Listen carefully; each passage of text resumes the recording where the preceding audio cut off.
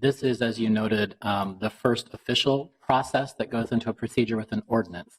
Although it is usually a pro forma, as several members have noted, it is the first opportunity for a member of council, if successful, to remove an item. You have to think of the legislative process as a conveyor belt. If an idea is put on, the de facto process is that it will go forward. So the introduction is the first time to take an idea off that conveyor belt.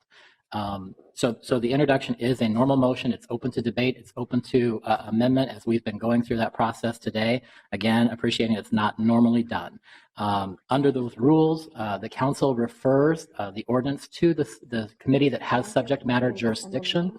We had decided, the council had decided as part of its organization this year that the subject matter committee is the Intergovernmental Relations Committee.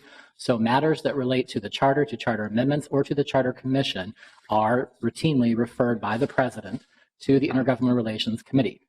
That does not mean that, of course, this body could not decide to refer it to either a joint meeting of multiple committees or to a serial number of committees in order if they chose to do that. So that's up to the council to decide how the referral is done. Once it gets referred to a committee or multiple committees, those committees then are in charge of reviewing and perfecting the proposal that is the subject matter of an ordinance in a manner where it can be referred back to the council. The introduction today counts under the charter as the first reading.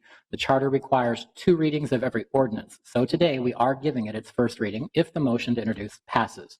At the committee level, the committee is charged with refining the proposal, putting it in a form that can come back to the full council for its second reading under the charter, and at that time, potential action.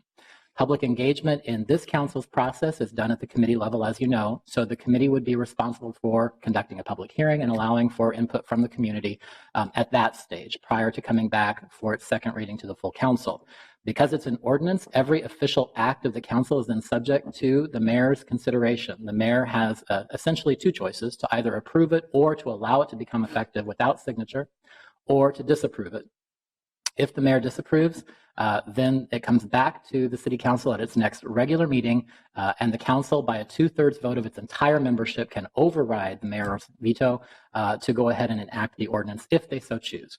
So at this point, with that long-winded introduction, the purpose of today's introduction is to give it its first reading, an official requirement under the charter, and to refer it to that committee with subject matter jurisdiction, or to whatever combination of committees you choose, so that it can proceed down the path towards being considered formally by the council and going through the rest of the legislative process. The difference in this particular case is because this ordinance is proposing to amend our city charter, our constitution. That is under state statute, not just under the council rules and not just under our charter.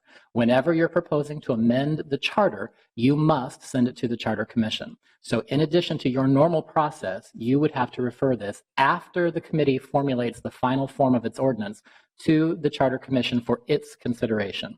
The Charter Commission has the option of either approving the proposal you submit to them and referring back that, yes, they think that this is a good proposal and should go on the ballot. The Charter Commission can reject that proposal and say, no, they don't think it's a good idea. Or the Charter Commission can develop a substitute proposal that it thinks is a better proposal and send it back to the council. No matter what the Charter Commission does, it's up to this body to either submit its original proposal to the ballot, the proposal submitted by the Charter Commission as a substitute, or you could take other action at that time. But that's down the line. At this point, we're at the very beginning stages of that process.